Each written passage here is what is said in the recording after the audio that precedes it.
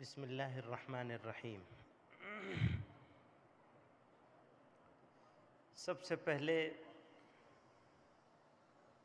तो मैं राहुल साहब का शुक्रिया अदा करूँगा कि ये मुझे बार बार बुलाकर आप लोगों के बीच में लाकर वो सौभाग्य प्राप्त करने का मौका देते हैं कि मैं उस धरती पे आता हूँ, उस पावन धरती पर जो छत्रपति शिवाजी महाराज की धरती है।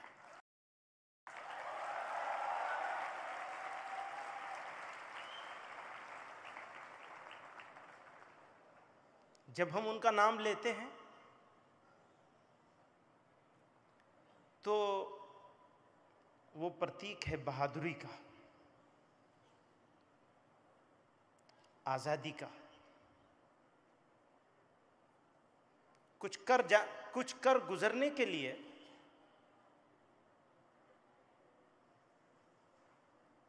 और जान जाए तो जाए।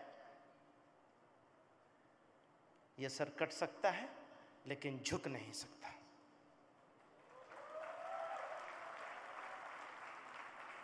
मैं बात शुरू करूंगा क्योंकि सब्जेक्ट यह है कि धर्मों के बीच में डिफरेंसेस, स्पिरिचुअलिटी।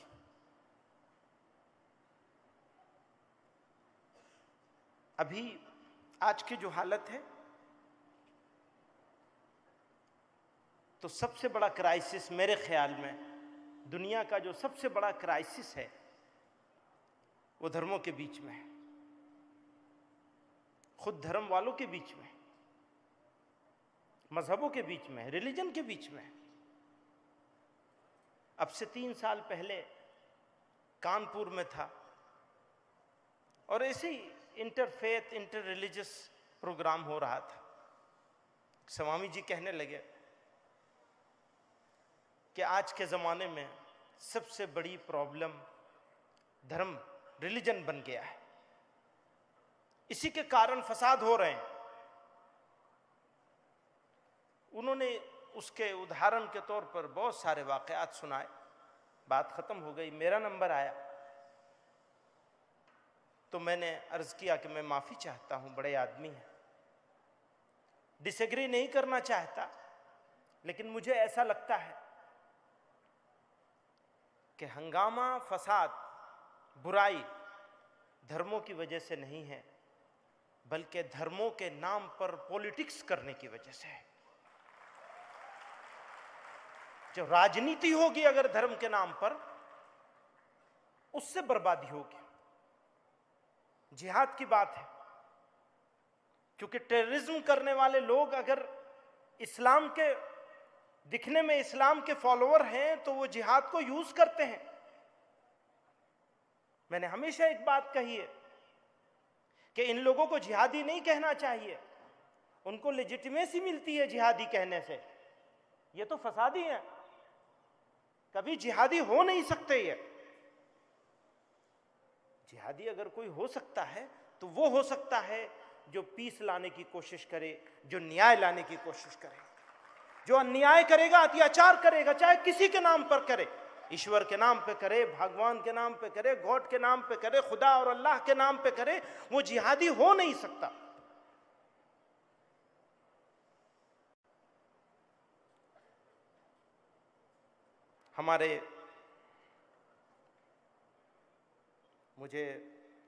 हम उर्दू वाले लोग हैं और उर्दू के कुछ शेर सुनाना चाहता हूँ।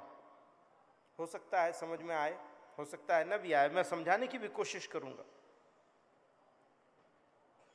कहा लबरेज है शराबे हकीकत से जाम हिंद, सब फलसफी हैं खित्ते मगरिब के राम हिंद। श्री रामचंद्र जी के बारे में कह रहे हैं। अब गौर कीजिएगा, वो कह रहे हैं सब फलसफी हैं खित्ते मगरिब के राम हिंद, ये हिंदियों के फिक्र रस का है असर, रफ़अत में आसमां से भी ऊंचा है बाम हिंद। रफ़अत कहते हैं बुलंदियों को, ऊंचाइयों को।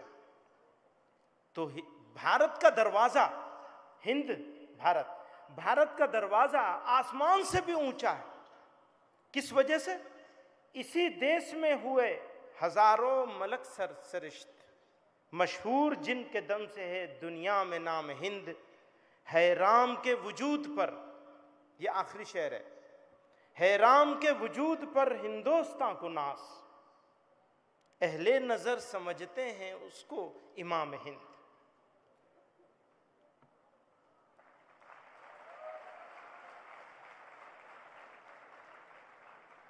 मैं मुसलमान हूं और कट्टर मुसलमान हूं। कट्टर का मतलब क्या होता है? कट्टर का मतलब यह होता है कि जो मुसलमान नहीं हो उसके साथ लड़ाई लाजिम है, यही मतलब होता है? जी नहीं, कट्टर का मतलब यह होता है कि सारे इंसानों को बराबर समझने वाला मुसलमान, सबका आदर और सम्मान करने वाला मुसलमान। जितने बड़े हैं, चाहे श्री कृष्ण जी हों, चाहे श्री रामचंद्र जी हों, अगर कोई मुसलमान इनका अनादर करे या इनका सम्मान नहीं करे तो वो पापी है, महापापी है। मुसलमान के कर्तव्य में कंपलसरी है, मुसलमान के लिए लाजिम है, मुसलमान के लिए कि वो इनकी इज्जत करे, इनका सम्मान करे, इनसे मोहब्बत करे। टीचिंग्स को देख लीजिए, तालीमात हम लोग उर्दू में बोलते हैं, उनकी टीचिंग्स को देख लीजिए। अगर श्री रामचंद्र जी की टीचिंग्स को आप उठा करके देख ले और हजरत मोहम्मद साहब की टीचिंग्स को उठा के देख लीजिए, अगर आपको डिफरेंस मिल जाए, नहीं मिलेगा, ढूंढते रहिएगा, नहीं मिलेगा। हाँ, हम नाम लेने वाले लोगों ने, चाहे इनका नाम लेते हो चाहे उनका नाम लेते हो, अपने मतलब के लिए, क्यों मजहब को, धर्म को, रिलीजन को रिचुअल्स में बंद कर दिया। स्पिरिचुअलिटी छूट गई हमारी, भूल गए स्पिरिचुअल। बाहर को दिखावे में हर चीज आ गई, अंदर खाली हो गए। जब तक हम अंदर से, जो डॉक्टर इस पिछले सेशन में डॉक्टर पाटकर साहब, नहीं sorry, doctor Rajiv, doctor Bhatt बात कर रहे थे, इनर बिल्डिंग की बात कर रहे थे। इनर बिल्डिंग नहीं होगी तो फिर श्री रामचंद्र जी के भक्त कैसे बन सकेंगे, या हजरत मोहम्मद सल्लल्लाहु अलैहि वसल्लम के फॉलोअर कैसे हो सकेंगे अगर हमारी इनर बिल्डिंग नहीं हुई? जो सबसे बुनियादी चीज है रिलीजन की, उसको छोड़ दिया। टाइम नहीं है। परसेप्शन और रियलिटी बिल्कुल अलग अलग चीज। आज की तारीख में इस्लाम का परसेप्शन, क्यों इस्लाम को डोमिनेट कौन कर रहा है, किसकी बात मीडिया पर दिखाई जा रही है, कौन टेलीविजन चैनलों पर आ रहा है, क्यों, कौन आ रहा है? वो नहीं आ रहा है जो इस्लाम के रियल मैसेज को देने वाला है। इवन सारे रिलीजन के बारे में यही है, जहां कमी मिलती है उसको उजागर कर दिया जाता है। बकवास करने वाला आदमी है, उसको प्रोमिनेंस मिल जाती है, क्योंकि टीआरपी का चक्कर है। अब परसेप्शन बन गया है, रियलिटी को लोगों ने भुला दिया।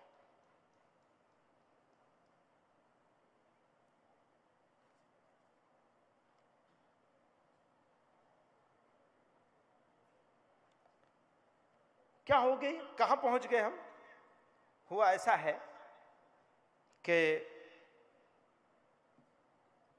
मैंने कहा मेरी ले से ले वो मिलाएंगे क्या, जो रोए नहीं हैं वो गाएंगे क्या। खजा में तड़पना न आया जिन्हें, बहारों में वो मुस्कुराएंगे क्या। जिन्हें चोट दिल पर लगी ही नहीं, मेरा दर्द दिल आजमाएंगे कि क्या। जिन्होंने उजाड़ा नहीं अपना घर, जिन्होंने उजाड़ा नहीं अपना घर, वो औरों की बस्ती बसाएंगे क्या। वो हम अहले वफा हैं, वो अहले सितम, वो हमसे निगाहें मिलाएंगे क्या।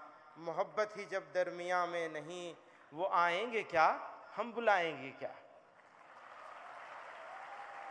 आना जाना छूट गया, उठना बैठना बंद हो गया, सुनना सुनाना बंद हो गया। एक आखिरी बात, अगर हम न दें अपना खूने जिगर, अगर हम न दें अपना खूने जिगर, वो हाथों में मेहंदी लगाएंगे क्या। हमारे बगैर आपका काम, आपके बगैर मेरा काम चलने वाला नहीं। एक आखिरी बात कहकर मैं अपनी बात खत्म कर रहा हूं। मैं फ्लाइट में था, छोटा सा किस्सा सुना देता हूं। राहुल जी इजाजत है ना? बस एक आखिरी, मैं जान रहा हूं कि टाइम की शॉर्टेज है।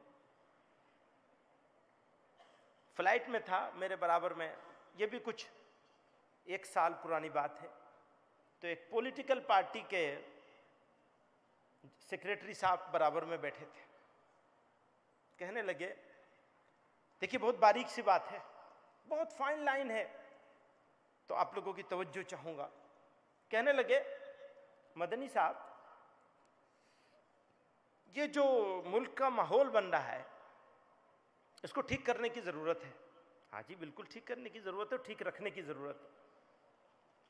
कहने लगे, देखो देश अभी खराब हाल में घिरा हुआ है, बाहर से दुश्मन ताक लगाए बैठा है। अगर अंदर लोग लड़ेंगे तो बाहर के दुश्मन को मौका मिल जाएगा।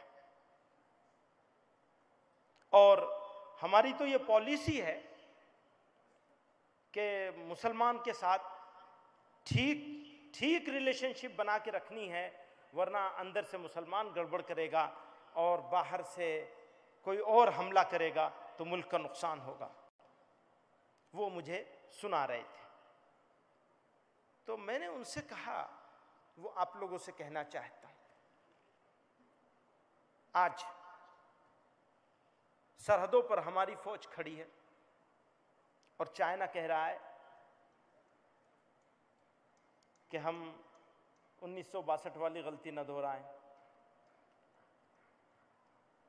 लेकिन चाइना को यह नहीं मालूम कि हम वो हैं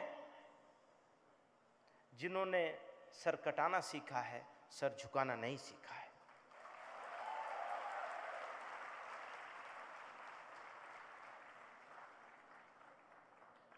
हम जंग के हक में नहीं हैं। देश के लोगों से, देश के जिम्मेदारों से ये कहना चाहते हैं, आग्रह करना चाहते हैं कि किसी कीमत पर जंग नहीं होनी चाहिए, किसी पड़ोसी से नहीं होनी चाहिए। लेकिन एक बात याद रहे, अगर जंग मुसल्लत की जाएगी, अगर जंग हम पर थोपी जाएगी, तो फिर चाइना हो या कोई और मुल्क हो, याद रखें, भारत अपने सम्मान की रक्षा करना, और भारत के सब नागरिक, मैं मुसलमानों की तरफ से कहना चाहता हूं, अगर कोई हालात ऐसे आएंगे जहां देश को, राष्ट्र को डिफेंड करने की जरूरत पड़ेगी, तो भारत का मुसलमान 1 नंबर पर आगे होगा। यह हमारा धार्मिक कर्तव्य होगा, रिलीजियस ड्यूटी होगी कि हम अपने राष्ट्र के सम्मान की, अपने राष्ट्र के सरहदों की, अपने देश की इज्जत की रक्षा करें। जान देना पड़े तो सौभाग्य होगा। आजादी, जब आजादी की लड़ाई लड़ी जा रही थी, आंदोलन चल रहे थे, तो बिस्मिल ने कहा था, सरफरोशी की तमन्ना अब हमारे दिल में है। मैंने इसमें थोड़ी चेंज कर लिया, सरफरोशी की तमन्ना फिर हमारे दिल में है। देखना है जोर कितना बाजुए कातिल में है, रह रवे राहे मोहब्बत रुक न जाना राह में, लज्जते सहरा नवर्दी दूर ये मंजिल में है। आज मक्तल में ये कातिल कह रहा है बार बार, क्या सर कटाने की तमन्ना फिर किसी के दिल में है। ऐ शहीदे मुल्क व मिल्लत तेरी जुर्अत पर निसार, अब तेरी जुर्अत का चर्चा गैर की महफिल में है। A big round of applause and definitely a standing ovation for Maulana Mahmood Madni ji. A big round of applause. Thank you very much for those motivating thoughts. Thank you very much.